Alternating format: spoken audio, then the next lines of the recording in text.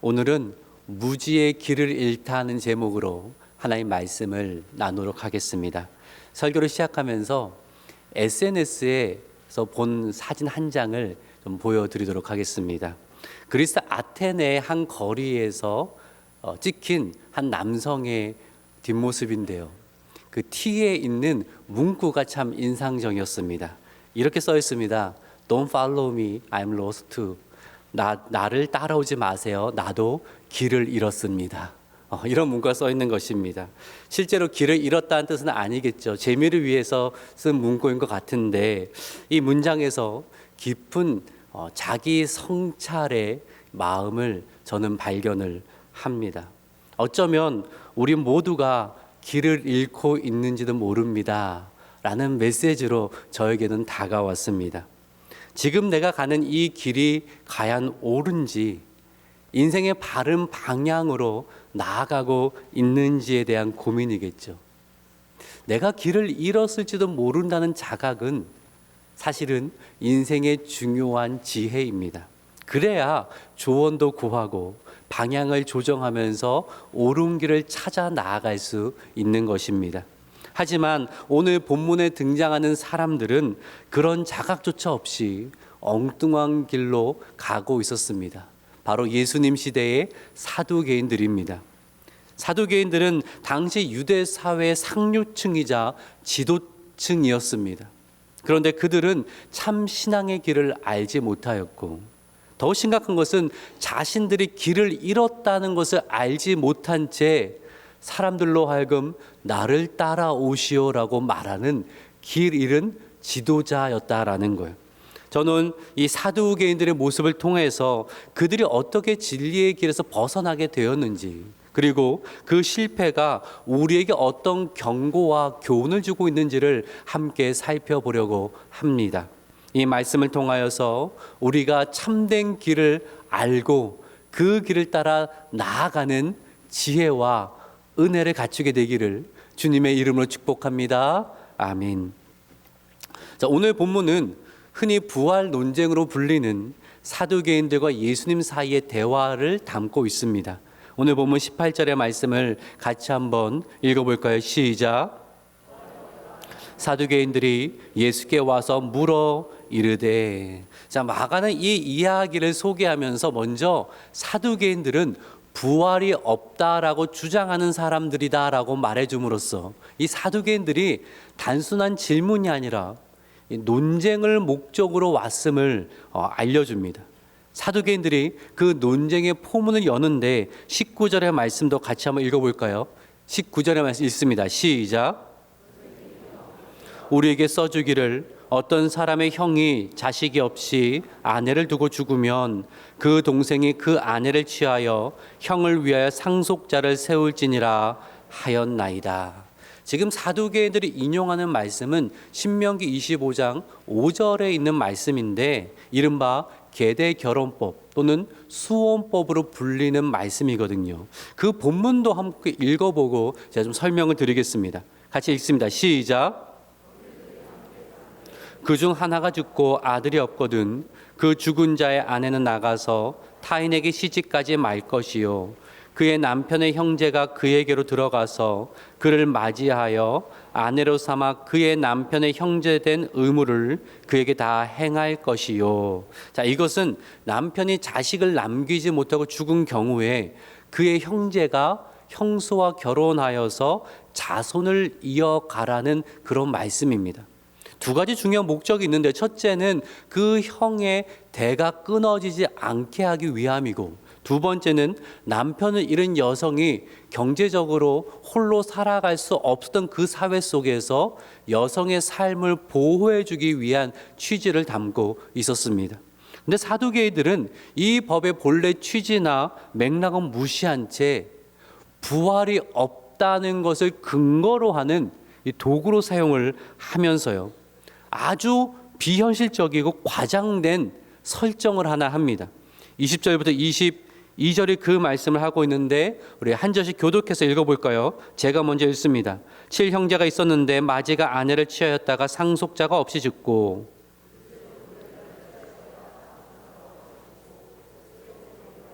함께 있습니다. 일곱이 다 상속자가 없었고 최후의 여자도 죽었나이다. 무슨 얘기예요?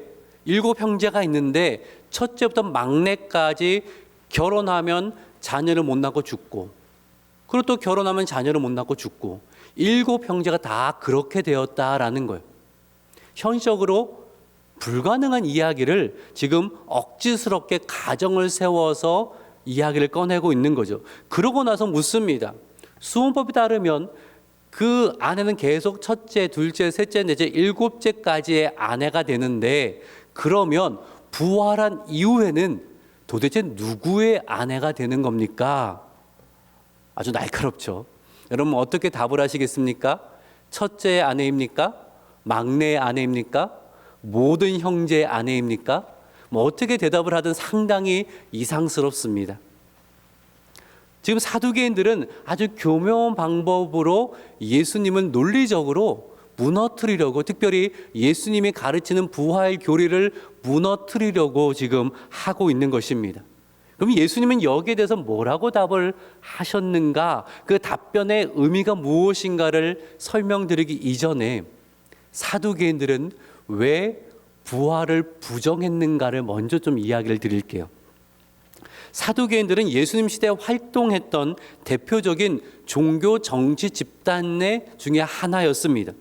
사두개인이라고 이름을 왜 붙였냐면 솔로몬 시대에 활동했던 대제사장 사독이 있었는데, 이 사두개인들은 자신이 사독의 후예다 그렇게 주장을 했고, 그래서 사두개인이라고 불렀다라는 견해가 가장 이렇게 사람들에게 인정을 받고 있습니다.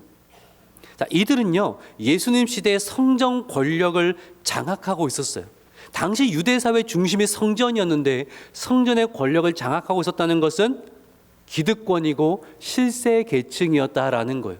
그래서 당시에 대제사장들과 제사장들 중에서 사두개파가 상당히 많이 있었다라는 거예요. 그러면 그들은 종교적으로나 정치적으로나 사회적으로나 주도권을 가지고 있었는데, 또 다른 큰 세력인 바리새인과 상당히 정치적으로 신학적으로 다른 견해를 가지고 있었습니다. 그 중에 하나가 바로 신학적인 부분에서는 부활 교리예요. 바리새인들은 부활이 있다라고 믿었고 부활의 소망을 가지고 살았다면, 이 사두개인들은 부활이 없다라고 생각을 했다라는 거예요. 그러다 보니까 이 부활에 관한 이야기만 나오면 사두개인들과 바리새인들 간에 아주 첨예한 신학적 논쟁이 있었단 말이에요. 그 문제를 들고 온 건데, 왜 사두개인들은 부활을 부정했는가? 두 가지로 추정을 합니다. 첫 번째는 사두개인들은요 당시의 성경 구약 성경이잖아요. 구약 성경 중에서 처음에 5권, 창세기부터 신명기까지를 모세가 쓴 5권이라 해서 모세오경이라고 하는데, 모세오경만 권위 있는 책으로 인정을 한 거예요. 나머지 역사서, 시가서, 선지서는 권위 있는 책으로 인정하지를 않았습니다. 그런데 그들이 주장하기를 모세오경에는 부활에 대한 선명한 가르침이 없다라는 거예요. 부활에 대한 가르침이 어디에 나오냐면 다니엘 12장 2절과 이사야서 26장 19절에 나오거든요. 거기는 선명하게 나옴에도 불구하고 그들은 모세오경만 권위 있다 생각을 하다 보니까 여기에는 부활에 대한 가르침이 없지 않냐라는 이유를 들어서 부활은 없다라고 주장을 했다라는 거예요. 말씀은 많이 안다라고 자부하지만 실상은 매우 편협적이고 제한된 지식 안에 머물러 있던 사람들이었습니다. 또 하나 이유가 있는데, 그들은 부활신앙 자체를 자신들의 사회적 권위와 기득권을 위협하는 매우 위험한 요소라고 생각을 했습니다. 부활이라는 개념이 전제하는 것이 있어요. 이 땅의 권력과 부가 전부가 아니고 하나님 앞에서 모든 것이 심판되고 새롭게 될 것이라는 믿음입니다. 그렇기 때문에 부활의 소망을 가진 사람은 세상을 두려워하지 않습니다. 권력 앞에 무릎 꿇지 않는다라는 것입니다. 역사적으로 부활을 믿었던 바리새인들은요 생명을 걸고 로마에 저행하는 항쟁을 이끌었습니다. 왜냐하면 죽음 이후에 하나님이 이 모든 것을 갚아주실 것이다, 나에게는 부활이 있다라는 확실한 소망이 있었기 때문이었다라는 거예요. 근데 사두개는 달랐습니다. 그들은요, 현실에서 이미 권력과 부에 만족하고 있었어요. 지금의 종교 질서, 지금의 사회적 구조가 변화되지 않고 그대로 흐르기를 원했다라는 거예요. 근데 부활의 신앙은요, 백성들로 하여금 죽음을 두려워하지 아니하고 하나님의 의에 따라서 지금의 질서를 자꾸 바꾸려고 하거든요. 그러니 사두개인들이 보기에는 매우 불편하고 위험한 것이 되었다라는 것입니다. 즉 사두개인들의 부활 교리는 단지 신학적인 견해 차이가 아니라 자신들을 위협하는 위험 요소였던 거예요. 그러니 부활 신앙이 민중사에 퍼지는 것을 그들은 원하지 않았습니다. 부활을 가르치는 예수님을 반박하고 그 권위를 실추시키기를 원해서 찾아왔다라는 거예요. 이 사두개들의 목적은 무엇입니까? 하나님의 진리가 무엇인지, 무엇이 옳은 방향인지, 어떻게 해야 이 사회가 자신의 삶이 말씀에 비추어 옳게 바뀌는지, 이것은 전혀 관심사가 아니었습니다. 그들의 관심은 딱 하나, 지금의 권력과 성공과 자기 기득권을 유지하는 것, 그것을 지켜나가는 것, 지극히 현세적이고 세속적인 신앙을 가지고 있었다라는 거예요. 그런데 이 사두개인들의 세속적이고 현세적인 신앙의 태도는 오늘날 우리 크리스천들의 삶 속에서 낯설지 않게 드러나고 있다라는 거죠. 많은 크리스천들이 죽음 이후에 하나님 앞에 설 그날을 진지하게 바라보지를 않고 살아갑니다. 그저 이 땅에서 잘 먹고 잘 살고 높아지고 인정하고 많은 것을 이루는 것에 목적을 두고 마치 이 세상이 전부이신 것처럼 그렇게 살아가고 있다라는 거예요. 예수님께서 말씀하신 어리석은 부자의 비유의 말씀을 알고 계시잖아요. 한 부자가 있었습니다. 그의 소출이 풍성했습니다.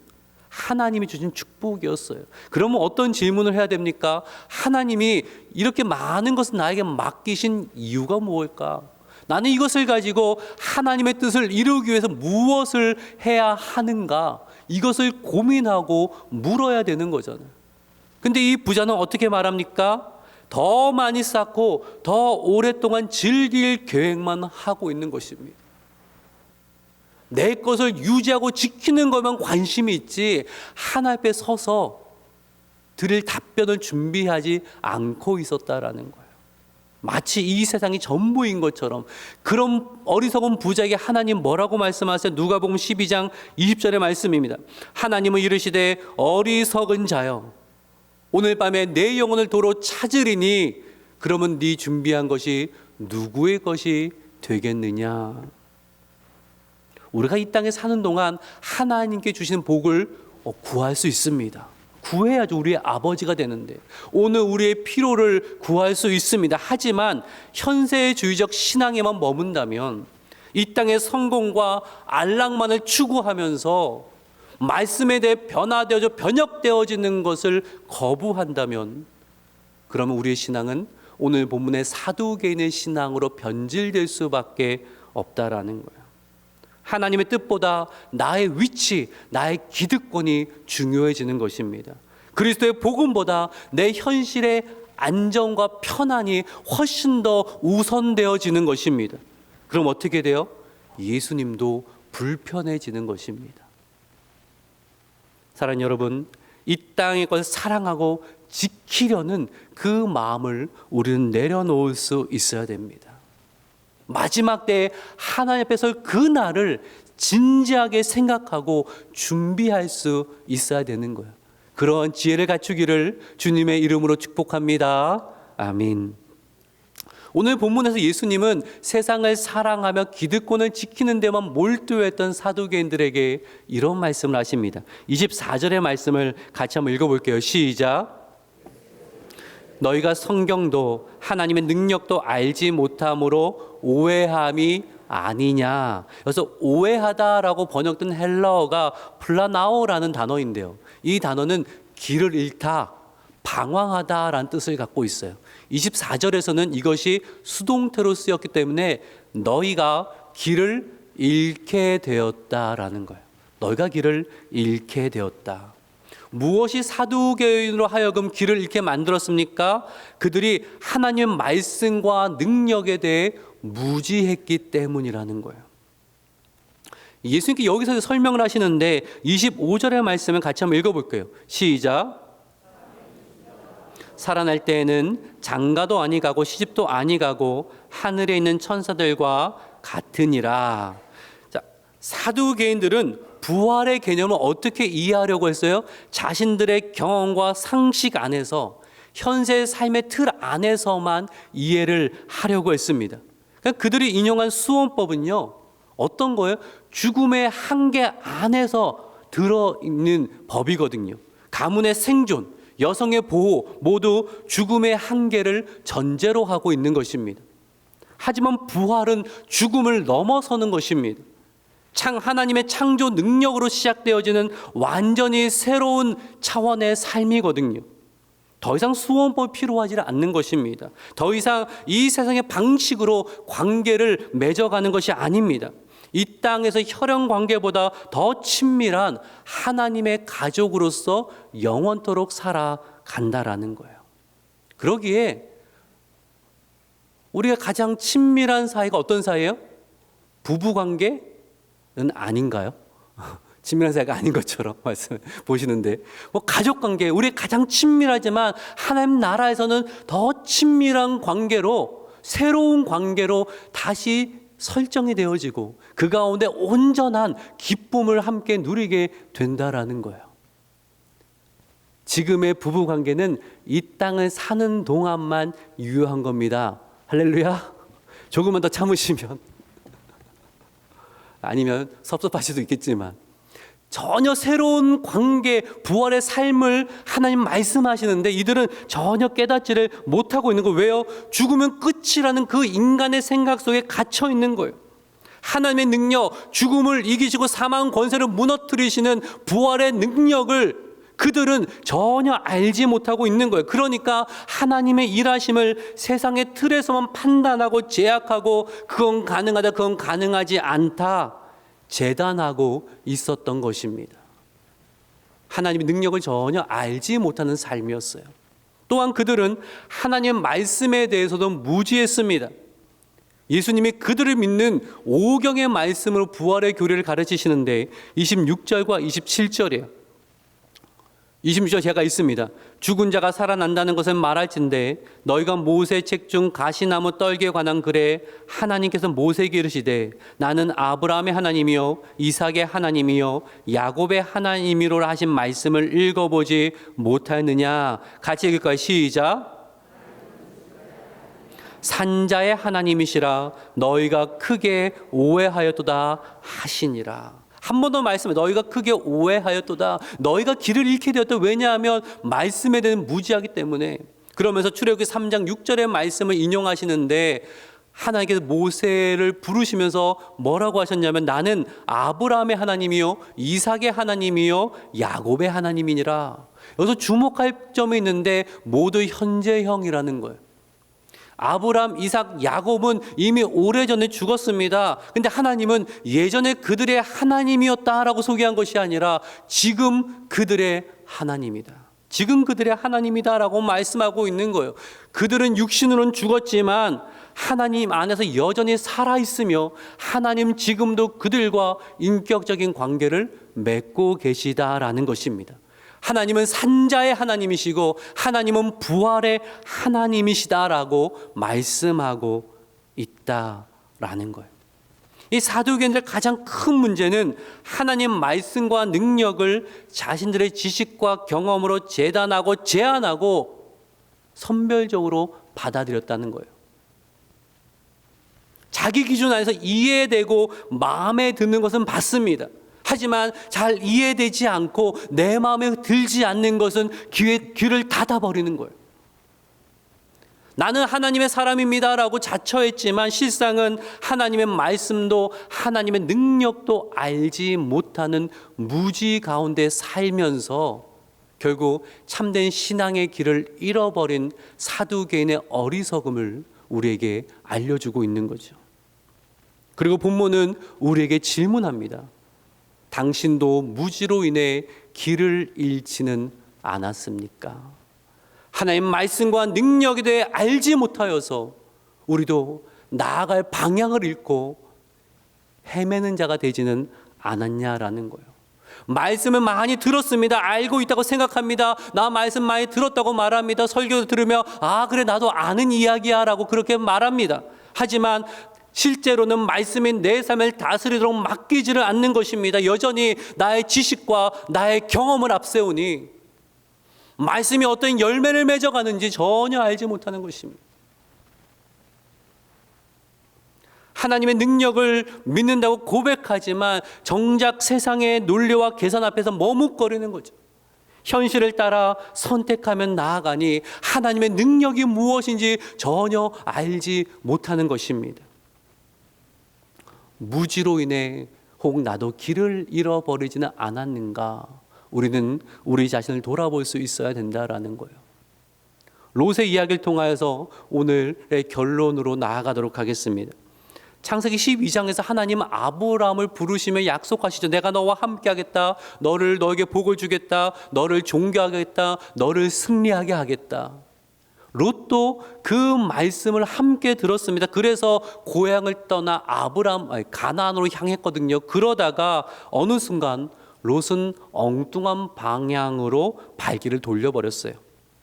10절부터 11절의 말씀이거든요. 10절 제가 읽습니다. 이에 롯이 눈을 들어 요단 지역을 바라본즉 소아에까지 온 땅에 물이 넉넉하니 여호와께서 소돔과 고모라를 멸하시기 전이었으므로 여호와의 동산 같고 애굽 땅과 같았더라. 읽습니다. 시작.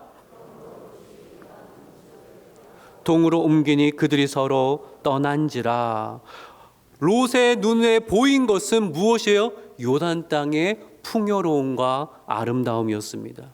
비옥한 땅이었습니다. 물이 넉넉했습니다. 거기에 가면 훨씬 더 많은 것을 이룰 수 있을 것 같았습니다. 저기야말로 나를 복되게 하는 곳인가 하는 확신이 들었습니다. 그래서 그는 가나안이 아니라 요단을 택하였고요. 소돔까지 이르게 되었고, 죄가 관영한 그 땅에서 그는 믿음의 사람으로 살지 못하다가 하나님의 진노가 그곳에 임하였을 때에 목숨만 겨우 부지하는 그러한 인생 되고 말았다라는 거예요. 만일 그때 롯이 하나님의 말씀과 능력을 신뢰하였다면 비록 가나안 땅이 내 눈에 보기엔 척박하지만 세상의 기준으로는 별거 아닌 것 같으나 하나님의 약속과 하나님의 능력이 있는 곳이니까 나는 가나안을 택하겠습니다. 나는 말씀을 택하겠습니다. 나는 하나님의 능력을 믿습니다. 고백하면 나아갔더라면 롯의 삶은 완전히 달라졌을 것입니다. 근데 롯은 하나님 말씀보다 자신의 판단을 더 신뢰했습니다. 하나님의 능력보다 세상의 강함과 풍요를 더 믿고 따랐다라는 것입니다. 그러니 하나님의 말씀도 능력도 알지 못한 채 그저 세상 속에서 파묻혀 살다가 하나님의 주시는 복도 알지 못한 누리지 못한 채 그렇게 삶을 마감한 인생이 되었다라는 거예요.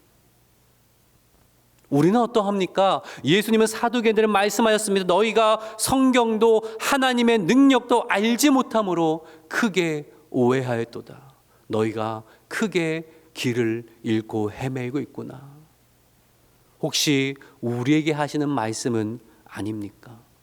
우리도 여전히 내 경험과 지식이 하나님 말씀보다 앞서고 있지는 않습니까?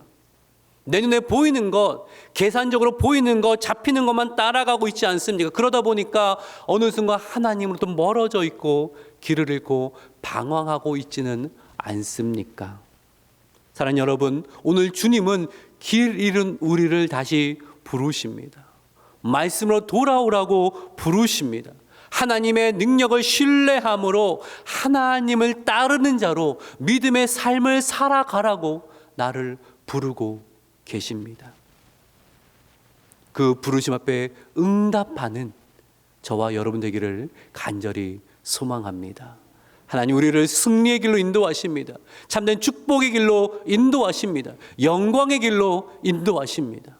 그러니 세상의 기준을 따라만 살아가지 마시고 이 세상 속에서 주의 말씀을 따라 주와 동행하며 약속하신 그 영광과 승리를 누리게 되는 저와 여러분 되기를 주님의 이름으로 축원합니다. 아멘. 기도하겠습니다.